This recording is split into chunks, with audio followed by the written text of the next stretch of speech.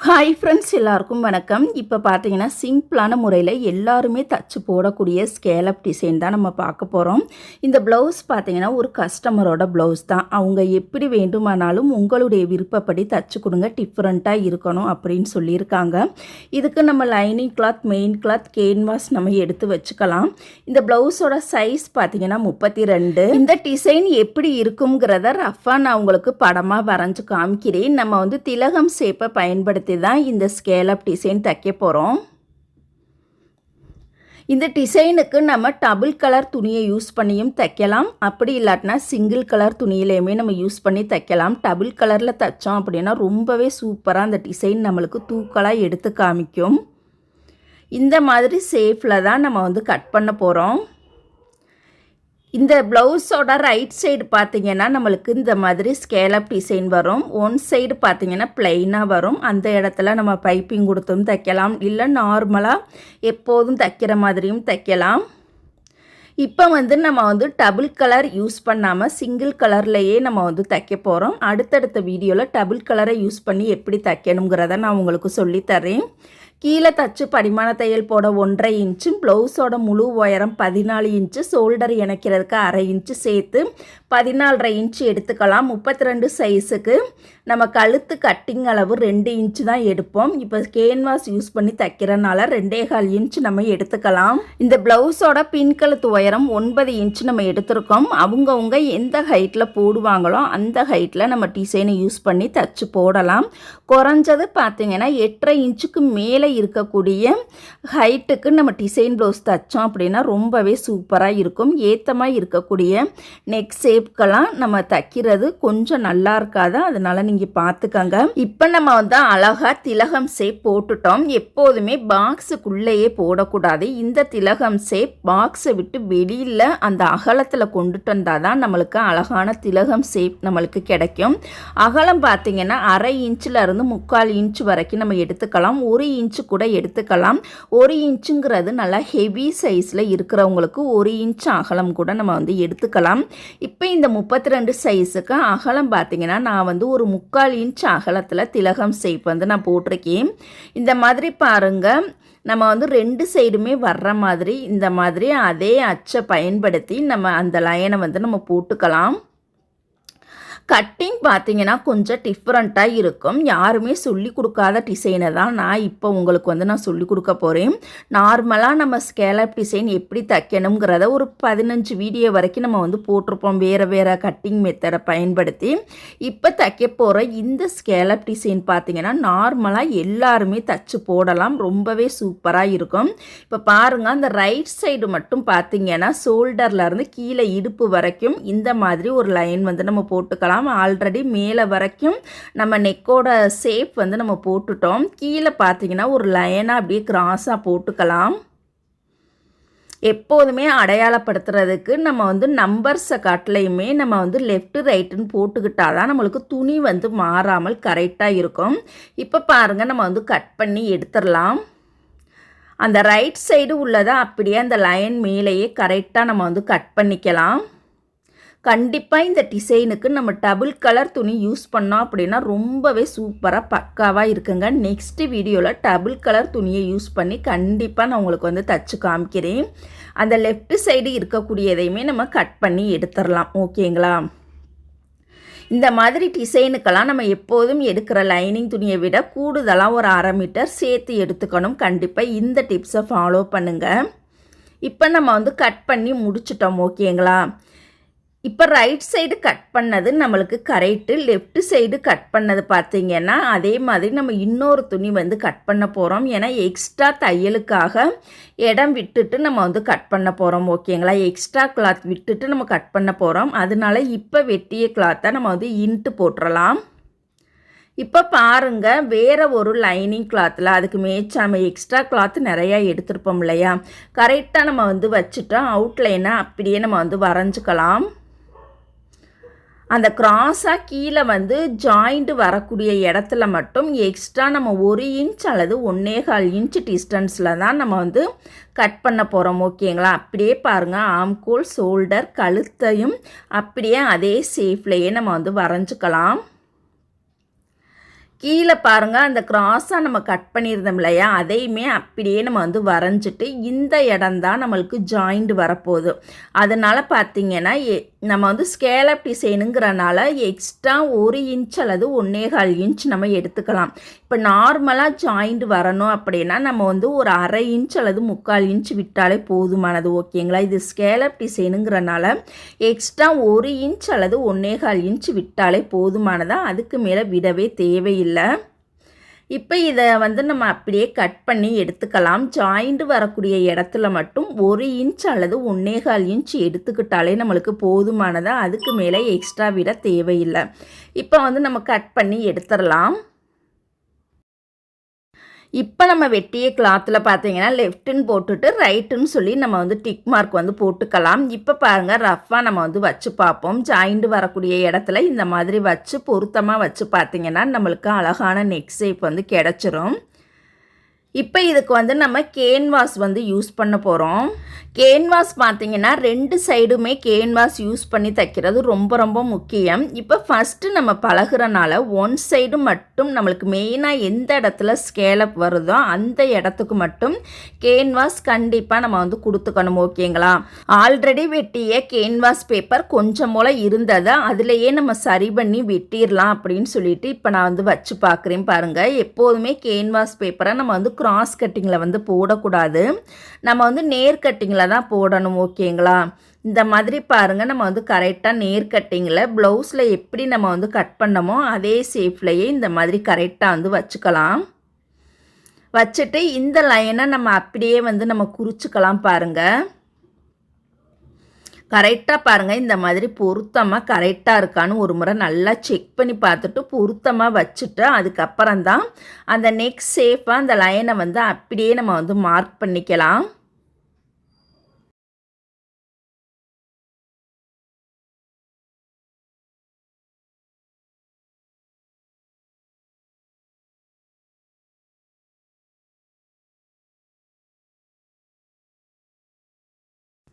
இப்போ நம்ம வந்து அழகாகவே லைன் போட்டுட்டோம். 2ஆவதாக போடக்கூடிய லைனோட டிஸ்டன்ஸ் பார்த்தீங்கன்னா 1/2 இன்ச் மட்டும்தான் நம்ம வந்து எடுத்துக்கணும். இந்த மாதிரி டிசைன் ப்ளவுஸுக்கெல்லாம் 3/4 இன்ச் வரைக்கும் நம்ம வந்து டிஸ்டன்ஸ் வந்து விடக்கூடாது. ஓகேங்களா? கரெக்டாக 1/2 இன்ச் டிஸ்டன்ஸில் இன்னொரு லைன் கண்டிப்பாக நம்ம லைன் போட்டால் மட்டும்தான் அந்த ஸ்கேலப் வந்து கரெக்டாக நம்ம வந்து வரைய முடியும்.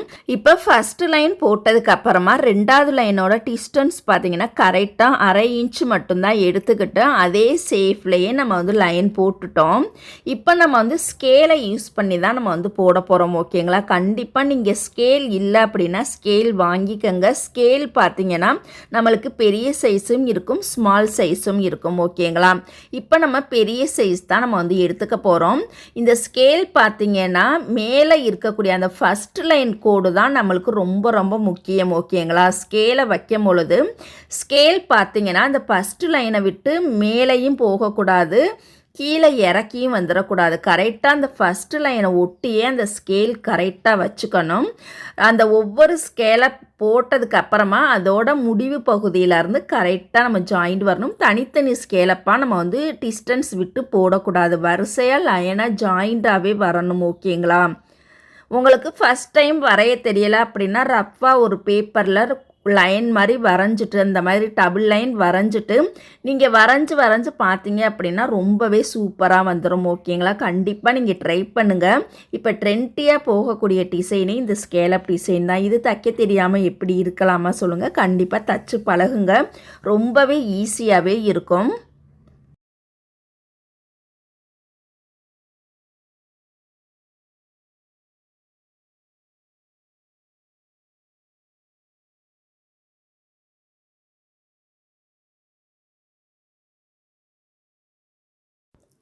இப்போ நம்ம வந்து அழகாகவே ஸ்கேலப் வந்து நம்ம போட்டு முடிச்சிட்டோம். எக்ஸ்ட்ரா டிஸ்டன்ஸ் பார்த்தீங்கன்னா ஒரு 1.25 இன்ச் அந்த டிஸ்டன்ஸில் இன்னொரு லைன் வந்து நம்ம போட்டுக்கலாம். ஆல்ரெடி இந்த லைன் வந்து எப்போதுமே எல்லா டிசைனுக்குமே போடக்கூடிய லைன் தான். கண்டிப்பாக ஒரு 1.25 இன்ச் 1.5 இன்ச் டிஸ்டன்ஸில் இந்த மாதிரி ஒரு லைன் போட்டு அதை வந்து நம்ம கட் பண்ணி எடுத்துக்கலாம்.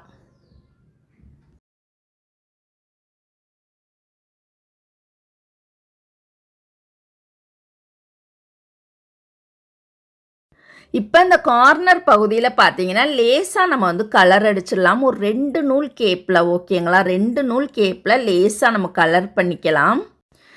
ஏன்னா நம்ம வெட்டும் பொழுது உள்ள ஆழமாக நம்ம வந்து கட் பண்ணக்கூடாது. அதனால கொஞ்சம் அந்த 2 நூல் கேப்பில் நம்ம கலர் பண்ணிட்டோம்னா அந்த இடம் வரைக்கும் நம்ம கட் பண்ணாலே நம்மளுக்கு படிமான தையல் போடும் பொழுது ரொம்பவே ஈஸியாக இருக்கும். அதுக்காக தான் அந்த இடத்துல நம்மளுக்கு அதிகமான சுருக்கங்கள் வந்து வராது.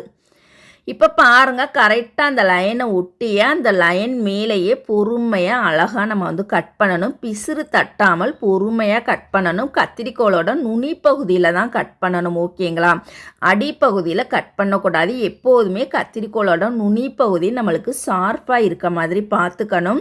சில நெக் டிசைனுக்கெல்லாம் பார்த்தீங்கன்னா நுனி பகுதியில் வெட்டினா தான் அதோட ஃபினிஷிங் எல்லாமே நம்மளுக்கு பக்காவாக இருக்கும். இப்போ பாருங்கள், பொறுமையாக நம்ம கத்திரிக்கோளோட நுனி பகுதியில் கட் பண்ணி எடுத்துக்கலாம்.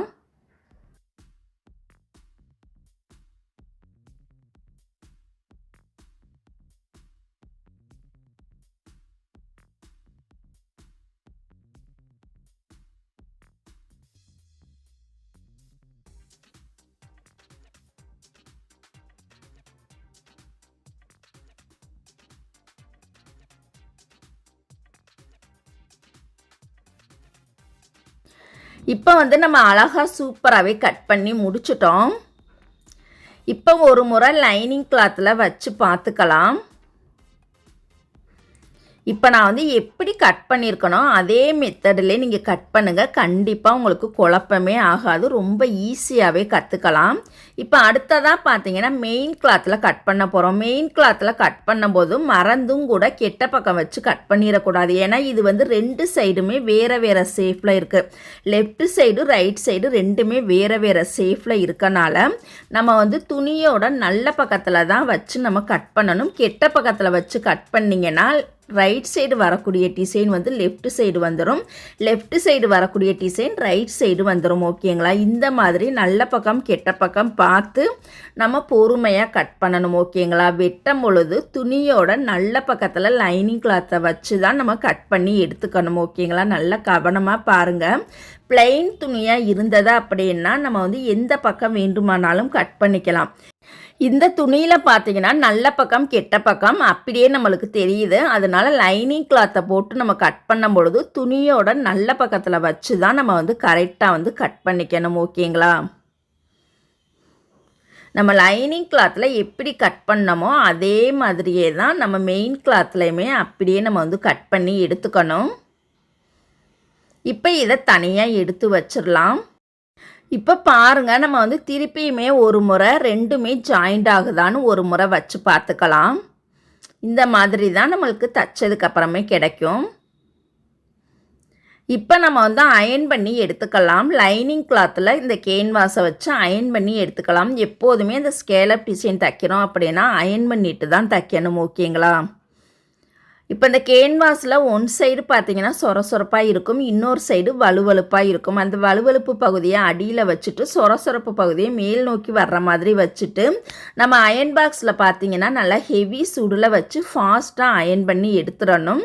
அளவுகளை கரெக்டாக பொருத்தமாக வச்சு இந்த மாதிரி ஃபாஸ்ட்டாக அயன் பண்ணி எடுத்துடணும் ஓகேங்களா. இப்போ பாருங்கள், அழகாக நீட்டாக நம்ம வந்து அயன் பண்ணிட்டோம். அடியில் பார்த்தீங்கன்னா நம்ம துணியோட நல்ல பக்கத்தில் அயன் பண்ண அந்த லைனிங் கிளாத்தை இந்த மாதிரி வச்சுக்கணும். துணியோட நல்ல பக்கத்தில் தான் வைக்கணும் ஓகேங்களா. இப்போ எப்படி ஈஸியாக தைக்கிறதுன்னு பார்க்கலாம். இப்போ கீழே இருந்தே தைக்கலாம். கரெக்டாக பாருங்கள், அடியில் நம்ம மெயின் கிளாத் வச்சுருக்கோம், அதுக்கு மேலே நம்ம வந்து லைனிங் கிளாத், அதுக்கு மேலே கேன்வாஸ் ஓகேங்களா. இந்த மாதிரி வச்சு அந்த கேன்வாஸில் ஒரு நூல் கேப்பில் அழகாக பொறுமையாக நம்ம வந்து தைக்கணும். எப்போதுமே நார்மல் நெக்குக்கு தைக்கிற மாதிரி ஃபாஸ்ட்டாக தைக்கக்கூடாது. இந்த ஸ்கேலப் டிசைனுக்கு மட்டும் பார்த்திங்கன்னா 2 குத்தாக தான் தைக்கணும். அப்போ தான் அதோட ஷேப் வந்து அழகாக நம்மளுக்கு அந்த வளைவு ஷேப் ரொம்பவே சூப்பராக கிடைக்கும். பொறுமை இருக்கிறவங்கனால மட்டும்தான் இந்த ஸ்கேலப் டிசைனை தைக்க முடியும். அதையும் நான் கவனமாக சொல்லிடுறேன். பொறுமை இருந்தால் மட்டும்தான் இந்த ஸ்கேலப் டிசைனை அழகாக நீட்டான ஃபினிஷிங்கில் கொண்டுட்டு வர முடியும். பொறுமை இல்லாதவங்களுக்கு கண்டிப்பாக இந்த டிசைனை தைக்கவே முடியாது ஓகேங்களா. கண்டிப்பாக நீங்கள் ஃபாலோ பண்ணுங்கள். ஏன்னா இதை ஏன் உங்ககிட்ட நான் சொல்கிறேன் அப்படின்னா, என்கிட்ட ஒரு கஸ்டமர் வந்து தைக்கிறதுக்கு வந்தாங்க. அவங்க பார்த்தீங்கன்னா அவங்களும் ஏதோ கொஞ்சம் கொஞ்சம் வீட்டில் வந்து தப்பாங்களாம். இந்த டிசைனை வந்து அவங்க தச்சு ட்ரை பண்ணியிருக்காங்க, ஒழுங்காக வரல. ஏன்னா அவங்களுக்கு வந்து பொறுமை இல்லை. பொறுமை இருந்திருந்தது அப்படின்னா ஒவ்வொரு குத்தா அல்லது 2 குத்தா குத்தி வந்தோம் அப்படின்னா அழகான ஷேப்பில் நம்மளுக்கு சூப்பராக தச்சு முடிச்சிடலாம். அவங்களுக்கு பொறுமையே இல்லாதனால நான் எத்தனை முறை தைச்சாலுமே அந்த ஸ்கேலப் டிசைன் எனக்கு தைக்கவே வரலை அப்படின்னு சொல்லிட்டாங்க. ஓகேங்களா? அதுக்கப்புறமா என்கிட்ட தைக்கிறதுக்கு கொடுத்தாங்க. நான் ரேட்டு வந்து இந்த டிசைனுக்கு இந்த ரேட்டு வரும்னு சொன்னனால அவங்க வேணான்னு சொல்லிட்டாங்க. அவங்க கேட்ட டிசைனோட ரேட்டு பார்த்திங்கன்னா அவங்களுடைய கணக்குப்படி வெறும் 25 ரூபாய்க்கு கேட்டாங்க. 25 ரூபாய்க்கு யாருனாலையுமே தைக்கவே முடியாது. ஓகேங்களா? எனக்கு இந்த அமௌண்ட்டுக்கு ஸ்கேலப் டிசைன் என்னால் தைக்க முடியாது. நான் மட்டும் கிடையாது, யாருனாலையுமே இந்த அமௌண்ட்டுக்கு தைக்க முடியாது. இந்த டிசைனை தச்சு எடுக்க கிட்டத்தட்ட டிசைனை பொறுத்து நம்மளுக்கு 3 மணி நேரம் வந்துடும். என்னால் இந்த 25 ரூபாய்க்கு தைக்க முடியாதா அப்படின்னு சொல்லவும் அவங்க போயிட்டாங்க. இப்போ நம்ம வந்து அழகாக தச்சு முடிச்சிட்டோம். இப்போ பாருங்கள், கரெக்டாக அந்த 1/4 இன்ச் டிஸ்டன்ஸ் விட்டுட்டு அதே ஷேப்லையே நம்ம வந்து கட் பண்ணி எடுத்துக்கலாம் மீதி இருக்கக்கூடிய கிளாத்தை.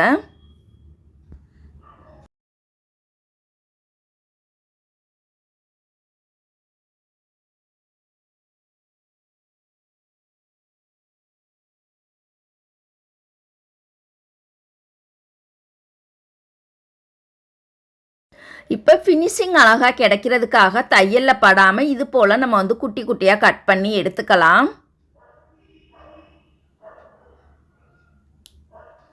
இப்போ பாருங்கள், பொறுமையாக நம்ம கட் பண்ணணும். வளைவு ஃபுல்லாகவே கட் பண்ணால் தான் நல்ல பக்கம் திருப்புறதுக்கு நம்மளுக்கு படிமான தையல் போடுறதுக்கு ரொம்பவே ஈஸியாக இருக்கும்.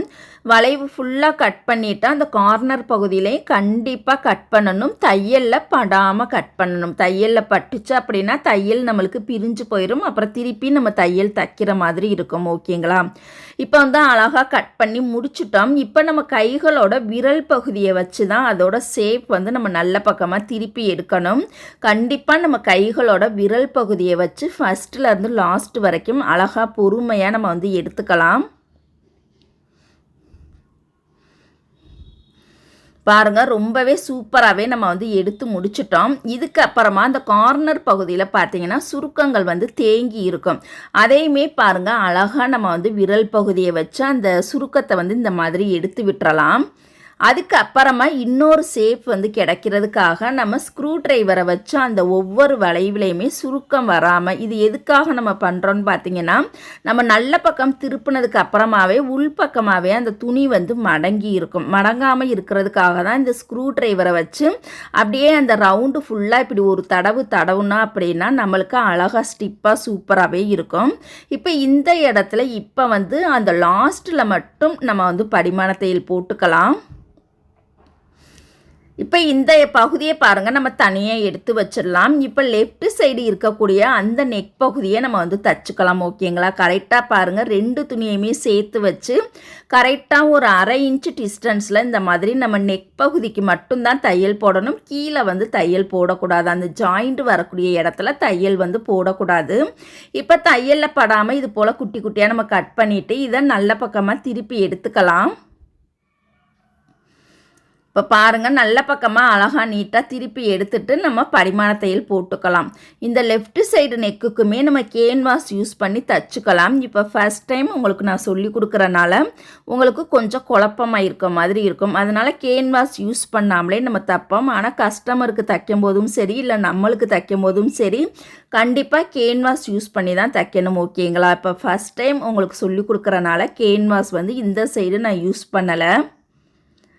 அடுத்த நெக்ஸ்ட்டு வீடியோவில் பார்த்தீங்கன்னா டபுள் கலரை யூஸ் பண்ணி தைக்கும் பொழுது கண்டிப்பாக 2 சைடுமே நம்ம கேன்வாஸ் யூஸ் பண்ணி எப்படி தைக்கணுங்கிறத நான் உங்களுக்கு பொறுமையாக சொல்லித்தரேன். இதை இப்போ கெட்ட பக்கமாக திருப்பி அவுட்லைன் ஃபுல்லாக நம்ம தையல் போட்டு ரெடி பண்ணிக்கலாம் 2 துணியுமே சேர்த்து.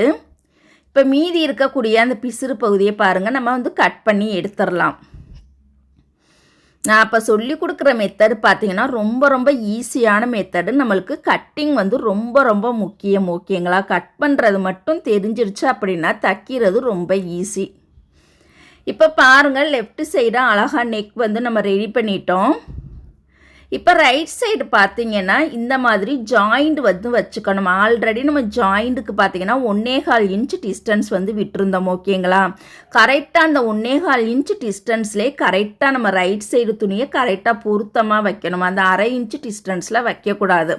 1/2 இன்ச் டிஸ்டன்ஸில் வச்சிங்க அப்படின்னா கழுத்து வந்து ரொம்ப அகலமாக போயிடும். கரெக்டாக நம்ம 1.25 இன்ச் டிஸ்டன்ஸ் விட்டுருந்தோம் அப்படின்னா அதே 1.25 இன்ச் டிஸ்டன்ஸில் தான் நம்ம ரைட் சைடு நெக் டிசைனை கரெக்டாக பொருத்தமாக வச்சு இணைக்கணும். ஓகேங்களா? இப்போ ரைட் சைடில் அந்த ஸ்கேலப் டிசைனை மேலிருந்து ஒரு சென்ட்ரு பகுதி வரைக்கும் மட்டும் நம்ம வந்து பரிமாண தையல் வந்து போட்டுக்கலாம். நல்ல பக்கமாக திருப்பி பாருங்கள். ஒட்டிலே ஓரத்திலே அழகாக படிமான தையல் போடணும். இந்த படிமான தையல் போடும் பொழுது ஃபாஸ்ட்டாக தைக்கக்கூடாதா, அதே மாதிரியே 2 குத்தாக தான் நம்ம வந்து தச்சு வரணும். நூல் கரெக்டாக மேட்சாக இருக்கணும். தையலோட சைஸ் பொடி தையலாக இருக்கணும். பெரிய பெரிய ஓட்டு தையல்லாம் வைக்கக்கூடாது. எப்போதுமே டிசைன் ப்ளவுஸுக்கு பொடி தையலை வச்சாதான் நம்மளுக்கு ஃபினிஷிங் வந்து அழகாக நீட்டாக கிடைக்கும். ஓகேங்களா? கண்டிப்பாக இந்த மாதிரி டிசைன் ப்ளவுஸ் தைக்கிறீங்க அப்படின்னா சின்ன சின்ன டிப்ஸ் எல்லாம் கண்டிப்பாக நீங்கள் வந்து ஃபாலோ பண்ணணும். இப்போ பாருங்கள், அழகாக நீட்டாக நம்ம வந்து சென்ட்ரு பகுதி வரைக்கும் மட்டும்தான் படிமான தையல் போட்டுக்கிட்டோம். ஏன்னா கீழே பார்த்தீங்கன்னா நம்ம வந்து இணைக்க போகிறோம். இணைக்கும் பொழுது நம்ம ஃபஸ்ட்டு தையல் இணைக்கும் போதே நம்ம வந்து படிமான தையல் போட்டுக்கலாம். 2 டைம் படிமான தையல் போட்டால் நம்மளுக்கு தையல் வந்து அசிங்கமாக தெரியும். ஓகேங்களா?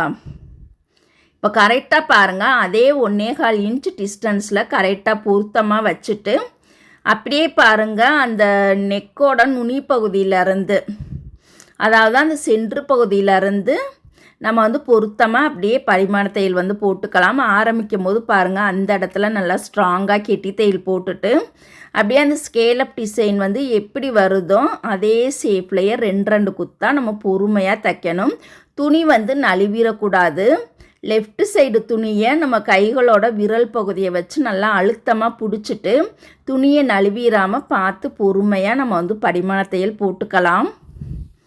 இந்த இடம் பிளெயினாக ஒரே கலராக இருக்கிறனால நம்மளுக்கு டிசைன் தெரியாது. ஓகேங்களா?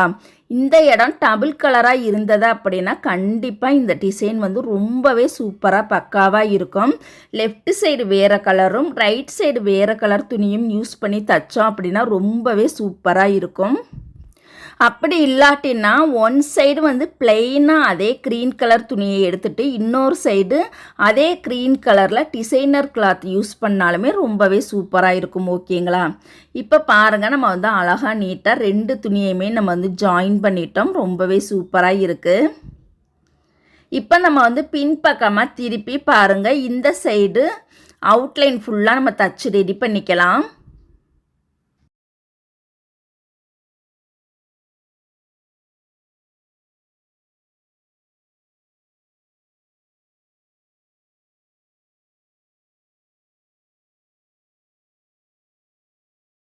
கீழே பட்டியெல்லாம் நம்ம வந்து தச்சுக்கலாம். டாட் வந்து பார்த்திங்கன்னா வேணும்னா தச்சுக்கலாம், இல்லாட்டினா தேவையில்லை. இப்போ இந்த பகுதியை அழகாக நீட்டாக நம்ம வந்து அயன் பண்ணி எடுத்துக்கலாம். இந்த டிசைன் உங்களுக்கு பிடிச்சிருந்தது அப்படின்னா லைக் பண்ணுங்கள். தேங்க்யூ.